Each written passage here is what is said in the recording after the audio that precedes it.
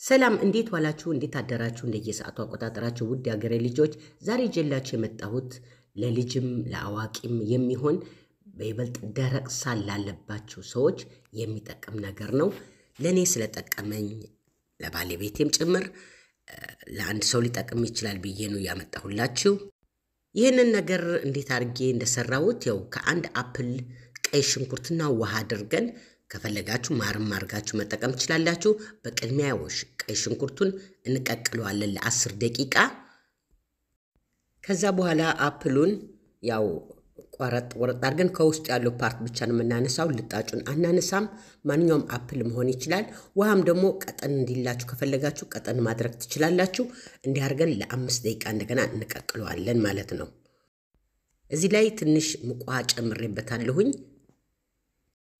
በእውነት ነው መላችሁ ውዶቼ ይሄ ነገር ሞከሩት በይበልጥ ልጆች ላላችሁ ደረቅ ሳል ላለባቸው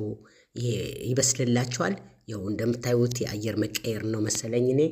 እቺ ሳምንት ይዘው ነበር ጉንፋን ደረቅ ሳል ይሄን እየተጣጣው ባለቤቴም ይዞታል አብረን ነው ምን ተጣጣለነው እንደዚህ አርጋችሁ አንድ ለ3 ቀን ጠጡ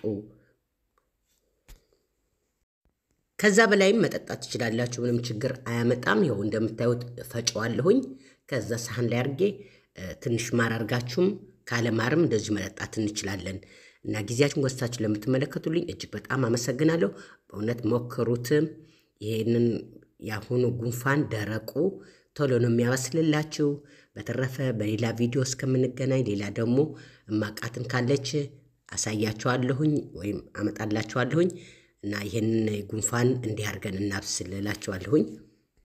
ይሄንን ውህድ ማታ ነው መጠጣው ማታ ብትጠጡ ጥሩ ነው ጧት በጣም